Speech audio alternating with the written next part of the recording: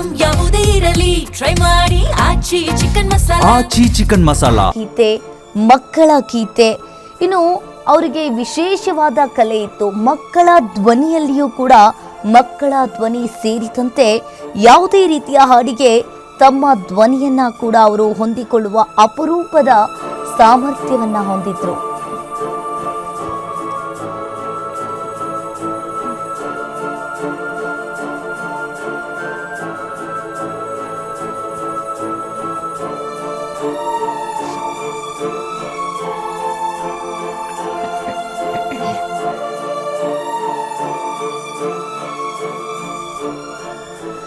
ಗಾನಕೋಕಿಲೆ S Janaki ಇನ್ನಿಲ್ಲ. ಭೋಗಾದಿಯ ಮನೆಯಲ್ಲಿ ಜಾನಕಿ ಅಂತಿಮ ದರ್ಶನಕ್ಕೆ ಎಲ್ಲ ರೀತಿಯಾಗಿ ವ್ಯವಸ್ಥೆಯನ್ನ ಮಾಡಲಾಗಿದೆ. ಮೈಸೂರು ನಗರದ ಭೋಗಾದಿಯಲ್ಲಿರುವ ನವೀನ್ ನಿವಾಸ ನವೀನ್ ಎಸ್ ಜಾನಕಿಯವರ ಕೇರ್ ಟೇಕರ್ ಆಗಿದ್ರು. ಕಡೆಯ ದಿನವನ್ನ ಮೈಸೂರಿನ ಭೋಗಾದಿ ಮನೆಯಲ್ಲೇ ಕಳೆದಿದ್ರು. ಈಗಾಗಲೇ ಮನೆ ಬಳಿ ಬ್ಯಾರಿಕೇಡ್ ವ್ಯವಸ್ಥೆ ಮಾಡಿದ್ದಾರೆ ಪೊಲೀಸರು. ಎಸ್ ಜಾನಕಿಯವರ ಇಚ್ಛೆಯಂತೆ ನಡೀತಾ ಇರುವ ಕಾರ್ಯಗಳು. ಈಗಾಗಲೇ ಮನೆ ಬಳಿ ಬ್ಯಾರಿಕೇಡ್ ವ್ಯವಸ್ಥೆಯನ್ನು ಪೊಲೀಸರು ಕೂಡ ಮಾಡಿದ್ದಾರೆ. ಇನ್ನು ಎಸ್ ಜಾನಕಿಯವರ ಇಚ್ಛೆಯಂತೆ ನಡೀತಾ ಇದೆ ಕಾರ್ಯಗಳು. 88 ವಯಸ್ಸು ಎಸ್ ಜಾನಕಿ ಅವರಿಗೆ.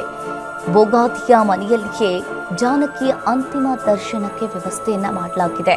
ಮೈಸೂರು ನಗರದ ಭೋಗಾದಿಯಲ್ಲಿರುವ ನವೀನ್ ನಿವಾಸ ನವೀನ್ ಎಸ್ ಜಾನಕಿಯವರ ಕೇರ್ ಟೇಕರ್ ಆಗಿದ್ರು. ಕಡೆಯ ದಿನವನ್ನ ಮೈಸೂರಿನ ಭೋಗಾದಿ ಮನೆಯಲ್ಲಿ ಅವರು ಕಳೆದಿದ್ರು. ಈಗಾಗಲೇ ಅವರ ಮನೆ ಹತ್ರ ಎಸ್ ಜಾನಕಿಯವರ ಕೊನೆಯ ದರ್ಶನಕ್ಕೋಸ್ಕರ ಅವರ ಅಭಿಮಾನಿಗಳು ಕೂಡ ಬರ್ತಾ ಇದ್ದಾರೆ. ಇಲ್ಲಿಯವರೆಗೆ ಒಬ್ಬಳೆ ಮಹಾನ್ ಸಾಧಕಿ ಅಂತಾನೆ ಹೇಳ್ಬೋದು ಅವರು. ಸುರೇಶ್, ಈಗಾಗಲೇ ಇವತ್ತು ಅಂತಿಮ ದರ್ಶನ ಆಗುತ್ತೆ. ಏನೆಲ್ಲ ಕಾರ್ಯ ಆಗ್ತಾ ಇದೆ, ಹೇಗೆ ನಡೀತಾ ಇದೆ, ಏನಿದೆ ಇದ್ರ ಬಗ್ಗೆ ಹೆಚ್ಚಿನ ಡೀಟೇಲ್ಸ್? ಏನು ಮೈಸೂರಿನ ಭೋಗಾದಿಯಲ್ಲಿ ಕೇರ್ ಟೇಕರ್ ಆಗಿದ್ದಂತ ನವೀನ್ ಅವರ ನಿವಾಸದಲ್ಲಿ ಜಾನಕಿ ಅವರ ಪಾರ್ಥಿವ ಶರೀರವಿದೆ. ಅವರ ಸಂಬಂಧಿಕರು ಮತ್ತೆ ಅತ್ಯಾಪ್ತರಿಗೆ, ಕುಟುಂಬಸ್ಥರಿಗೆ ಪಾರ್ಥಿವ ಶರೀರದ ಅಂತಿಮ ದರ್ಶನದ ವ್ಯವಸ್ಥೆಯನ್ನ ಭೋಗಾದಿಯ 2ನೇ ಹಂತದ ನವೀನ್ ರವರ ನಿವಾಸದಲ್ಲಿ ಮಾಡಲಾಗಿದೆ. ಮಾಧ್ಯಮದವರನ್ನು ಕೂಡ ಅಲ್ಲಿ ನಿರ್ಬಂಧ ಮಾಡಲಾಗಿದೆ. ಪೊಲೀಸ್ ಸರಸ್ವತಿಪುರ ಮೈಸೂರು ಜಿಲ್ಲಾ ಮೈಸೂರು ನಗರ ಪೊಲೀಸರು ಕೂಡ ಬಿಗಿ ಬ್ಯಾರಿಗೇಡ್ ಬಂದೋಬಸ್ತ್ ಅನ್ನ ಹಾಕುವ ಮೂಲಕವಾಗಿ ಅಲ್ಲಿ ಬರುವಂತ ಸಾರ್ವಜನಿಕರು ಅಂದ್ರೆ ಅತ್ಯಾಪ್ತರು ಅವರಿಗೆ ದರ್ಶನದ ವ್ಯವಸ್ಥೆಯನ್ನು ಕೂಡ ಕಲ್ಪಿಸಿಕೊಡಲಾಗಿದೆ. ಇದಾದ ಬಳಿಕ ಸುಮಾರು 8 ಗಂಟೆಗೆ ಮೈಸೂರಿನ ಮಹಾರಾಜ ಕಾಲೇಜು ಮೈದಾನಕ್ಕೆ ಜಾನಕಿ ಅವರ ಪಾರ್ಥಿವ ಶರೀರವನ್ನ ತೆಗೆದುಕೊಂಡು ಹೋಗಲಾಗುತ್ತೆ. ಅಲ್ಲಿ ಸುಮಾರು ಸಂಜೆ 5 ಗಂಟೆಯವರೆಗೂ ಕೂಡ ಪಾರ್ಥಿವ ಶರೀರದ ಅಂತಿಮ ದರ್ಶನದ ವ್ಯವಸ್ಥೆಯನ್ನ ಸಾರ್ವಜನಿಕರು ಹಾಗೂ ಸಿನಿಮಾ ರಂಗದ ಗಣ್ಯರಿಗೆ ವ್ಯವಸ್ಥೆಯನ್ನ ಮಾಡಲಾಗುತ್ತೆ. ಅದಾದ ಬಳಿಕ ಮೈಸೂರು ಜಿಲ್ಲೆ HD ಕೋಟೆ ತಾಲೂಕಿನ ಕಣಿಯನಹೊಂಡಿಯಲ್ಲಿ ಇರ್ತಕ್ಕಂಥ ನವೀನ್ ಫಾರ್ಮ್ಸ್ ಅಲ್ಲಿ ಅವರ ಇಚ್ಛೆಯಂತೆ ಅವರ ಪಾರ್ಥಿವ ಶರೀರದ ಅಂತಿಮ ವಿಧಿವಿಧಾನ ಕಾರ್ಯಗಳು ಕೂಡ ನೆರವೇರಲಿದೆ. ಹೀಗಾಗಿ ಮೈಸೂರಿನ ಜಿಲ್ಲಾಡಳಿತ ಎಸ್ ಜಾನಕಿ ಅವರ ಪಾರ್ಥಿವ ಶರೀರದ ಅಂತಿಮ ದರ್ಶನ ಮತ್ತೆ ಅಂತಿಮ ಸಂಸ್ಕಾರದ ವ್ಯವಸ್ಥೆಯನ್ನು ಕೂಡ ಸಂಪೂರ್ಣವಾಗಿ ಯಾವುದೇ ರೀತಿಯಾದಂತಹ ಅಹಿತಕರ ಘಟನೆ ನಡೀಬಾರದು ಅನ್ನೋ ಒಂದು ಉದ್ದೇಶದಿಂದ ಸಕಲ ಸರ್ಕಾರಿ ಗೌರವದೊಂದಿಗೆ ಈ ಪಾರ್ಥಿವ ಶರೀರದ ಅಂತಿಮ ಸಂಸ್ಕಾರವನ್ನು ಕೂಡ ನೆರವೇರಿಸೋದಕ್ಕೆ ಸಿದ್ಧತೆಯನ್ನ ಮಾಡಿಕೊಳ್ಳಲಾಗಿದೆ. ಜೊತೆಗೆ ಅವರ ಆಪ್ತರು ಹೊರ ರಾಜ್ಯದಿಂದಲೂ ಕೂಡ ಬರುವ ನಿರೀಕ್ಷೆ ಇದೆ. ಅಂದ್ರೆ ತಮಿಳುನಾಡು, ಕೇರಳ ಜೊತೆಗೆ ಆಂಧ್ರ ಪ್ರದೇಶದಲ್ಲೂ ಕೂಡ ಅವರ ಅಭಿಮಾನಿಗಳ ಸಂಖ್ಯೆ ಹೆಚ್ಚಿದೆ. ಜೊತೆಗೆ ಸಿನಿಮಾ ರಂಗದ ದಂಡೆ ಇವತ್ತು ಆ ಪಾರ್ಥಿವ ಶರೀರದ ಅಂತಿಮ ದರ್ಶನದ ವ್ಯವಸ್ಥೆಯನ್ನು ಕೂಡ ಮಾಡುವ ನಿಟ್ಟಿನಲ್ಲಿ ನಿರೀಕ್ಷೆಯನ್ನ ಮಾಡಬಹುದು. ಹೀಗಾಗಿ ಮೈಸೂರಿನ ಭೋಗಾದಿಯ HD ಕೋಟೆ ತಾಲೂಕಿನ ನವೀನ್ ಫಾರ್ಮ್ ಹೌಸ್ ನಲ್ಲಿ ಸಂಜೆ 5 ಗಂಟೆ ಬಳಿಕ 6 ಗಂಟೆ ಒಳಗಾಗಿ ಈ ಒಂದು ಪಾರ್ಥಿವ ಶರೀರದ ಅಂತಿಮ ಸಂಸ್ಕಾರದ ವ್ಯವಸ್ಥೆಯನ್ನು ಕೂಡ ಇಲ್ಲಿ ನೆರವೇರಿಸಲಾಗುತ್ತೆ. ಇನ್ನು ಬ್ರಾಹ್ಮಣ ಸಂಪ್ರದಾಯದಂತೆ ಈ ಒಂದು ಪಾರ್ಥಿವ ಶರೀರದ ಅಂತಿಮ ಸಂಸ್ಕಾರ ಕೂಡ ನೆರವೇರುವ ನಿರೀಕ್ಷೆ ಕೂಡ ಇದೆ. ಬಹಳ ಮುಖ್ಯವಾಗಿ ಕಡೆಯ ದಿನಗಳನ್ನ ಜಾನಕಿ ಅವರು ಮೈಸೂರಿನಲ್ಲಿಯೇ ಕಳೆದಿದ್ರು.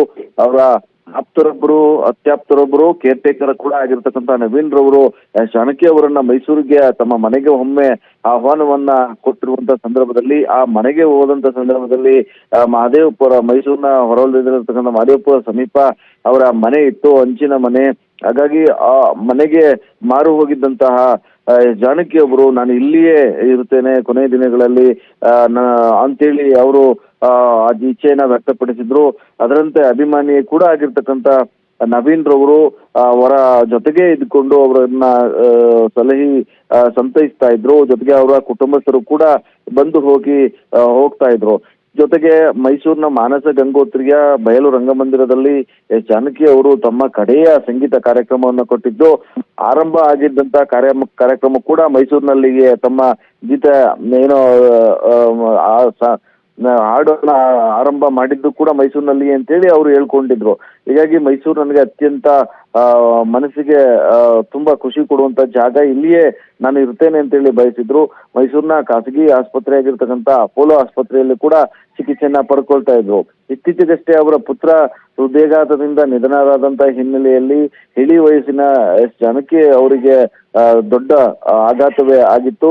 ಆ ಆಘಾತದಿಂದ ಹೊರಬರೋದಕ್ಕೆ ಜಾನಕಿ ಅವರು ಸಾಧ್ಯ ಆಗಿರ್ಲಿಲ್ಲ.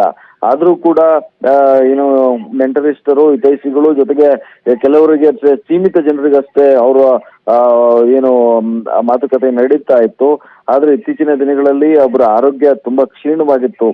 ಮೈಸೂರಿನ ಖಾಸಗಿ ಆಸ್ಪತ್ರೆಯಲ್ಲಿ ಏನು ಅವರು ಚಿಕಿತ್ಸೆಯನ್ನ ಕೂಡ ಪಡೆದುಕೊಳ್ತಾ ಇದ್ರು.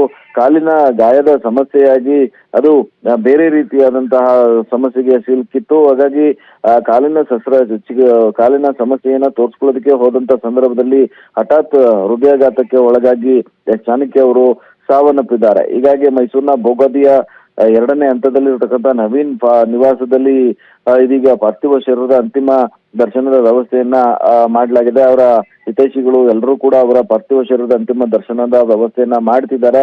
ಇದಾದ ಬಳಿಕ 8 ಗಂಟೆಯ ನಂತರ ಮೈಸೂರು ಜಿಲ್ಲಾಡಳಿತ ಜಾನಕಿ ಅವರ ಅಭಿಮಾನಿಗಳಿಗಾಗಿ ಮಾಡಲಾಗಿರತಕ್ಕಂತ ಈ ಪಾರ್ಥಿವ ಶರೀರದ ಅಂತಿಮ ದರ್ಶನದ ವ್ಯವಸ್ಥೆಯನ್ನು ಕೂಡ ಅಲ್ಲಿ ಎಲ್ಲರೂ ಸಾಕಷ್ಟು ಸಂಖ್ಯೆಯಲ್ಲಿ, ಸಹಸ್ರ ಸಂಖ್ಯೆಯಲ್ಲಿ ಬಂದು ಅಂತಿಮ ದರ್ಶನದ ದರ್ಶನವನ್ನ ಮಾಡಲಿದ್ದಾರೆ. ಅದಾದ ಬಳಿಕ ನೇರವಾಗಿ ಭೋಗಾದಿ ರಸ್ತೆಯ ಮಾರ್ಗವಾಗಿ ಬೀರಂಡಿಯ ಮಾರ್ಗವಾಗಿ ನವೀನ್ ಫಾರ್ಮ್ ಹೌಸ್ಗೆ ಮೃತದೇಹ ಶಿಫ್ಟ್ ಆಗಲಿದೆ. ಅಂಕಿತಾ, ಥ್ಯಾಂಕ್ ಯು ನಿಮ್ಮೆಲ್ಲ ಮಾಹಿತಿಗೆ.